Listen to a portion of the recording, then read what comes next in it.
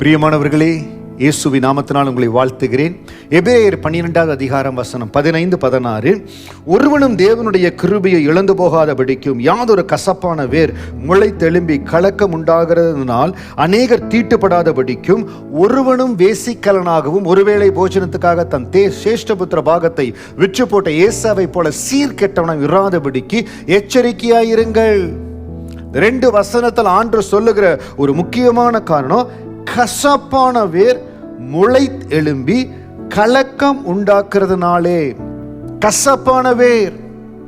இன்றைக்கு இந்த கசப்பான வேர் நம்முடைய இருதயத்தில் வளரும்படியாய் விட்டுவிட்டால், ஏதோ சில காரியத்தினால இந்த கசப்பான வேர் நம்முடைய இருதயத்தில் வளர்ந்து விடுகிறது. எல்லாருக்கும் பிடித்தமான காரியங்களை செய்யறதில்ல. சில வேளைகளில் திருச்சபையில் பலதரப்பட்ட ஜனங்களோடு பழகுகிறோம், நம்ம வேலை செய்கிற இடத்துல பலதரப்பட்ட நண்பர்களோடு பழகுகிறோம். வித்தியாசமான சூழ்நிலை.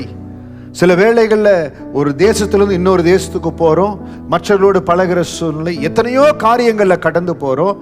கசப்பான வேர் நம்முடைய இருதயத்தில் முளைக்கும்படியாய் கொடுத்து விட்டால் அந்த இடத்துல தேவனுடைய ஆசீர்வாதம் தடைபடும். ஒருவனும் தேவனுடைய கிருபையை இழந்து போகாதபடிக்கு யாதொரு கசப்பான வேர் முளைத்தெழும்பி கலக்கம் உண்டாக்குறதுனால் அநேகர் தீட்டுப்படாதபடிக்கும். தேவனுடைய கிருபை ஏன் இழந்து போறோம்?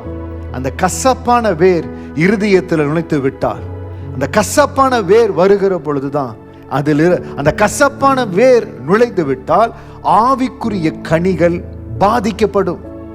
நல்ல கனிகள் வளருகிறது, ஒரு கசப்பான வேர் வளருதுன்னு வச்சுக்கோங்களேன், அதன் மத்தியில் அந்த கனிகளை பாதிக்கும். உங்க இருதயத்தில் ஆவிக்குரிய கனிகளை ஆண்டவர் கொடுக்கிறார். அன்பு, சந்தோஷம், சமாதானம், நல்ல கனிகளை கொடுக்கிறார். குடும்பத்தில் காரணம் இல்லாம அந்த கசப்பான வேர் முளைக்கும்படியாய், கணவனுக்குள்ள, மனைவிக்குள்ள, பிள்ளைகளுக்குள்ள அந்த கசப்பான வேர் முளைக்கும்படியாய் நம்ம சான்ஸ் கொடுக்கறனால தான் நிறைய இடத்துல சமாதான குறைச்சல் வருகிறது.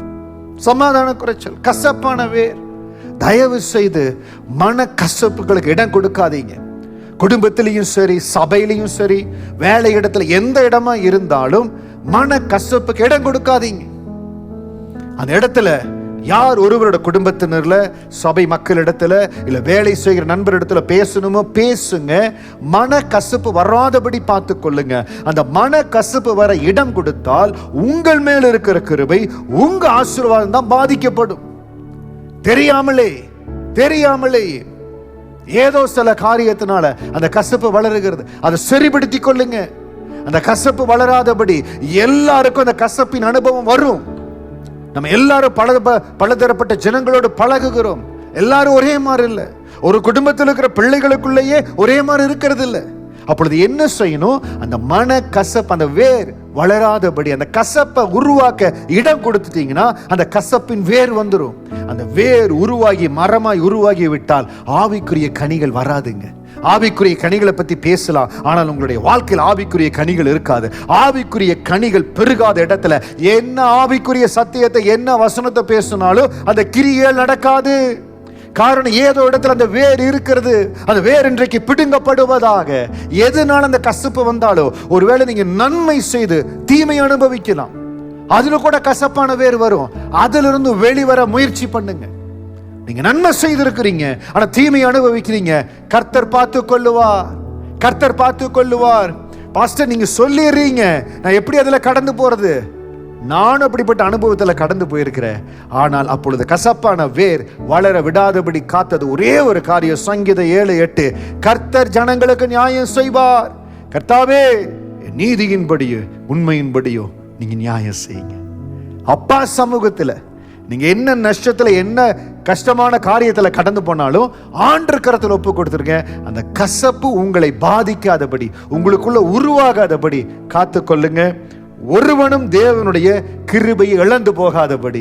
அந்த கசப்பான வேர் நமக்குள்ள முளைத்தால் நம்ம தான் தேவனுடைய கிருபை இழந்து போவோம். ஆக இன்றைக்கு முடிவு செய்யுங்க, எந்த காரியமும் எந்த காரணத்தை கொண்டும் கசப்பான வேர் எனக்குள்ள முளையும்படியா நான் இடம் கொடுக்க மாட்டேன். தேவனுடைய கிருபையை இழக்க மாட்டேன். தேவனுடைய கிருபையை விருதாவாக்க மாட்டேன். அந்த கிருபையில நான் பலப்படுவேன். முழு கிருபை 100% கிரேஸ் நான் யூஸ் பண்ணி கொள்ளுவேன். கர்த்தர் நீ ஆசீர்வதிப்பார், பலப்படுத்துவார் சொல்லி அவர் கருத்துல கொடுங்க. உங்க எதிர்கால மகிமையா இருக்கும். உங்க ஆவிக்குரிய ஓட்டம் பலமா இருக்கும். தேவன் உங்களோடு இருந்து செய்கிற காரியம் பெரிதா இருக்கும். God bless you.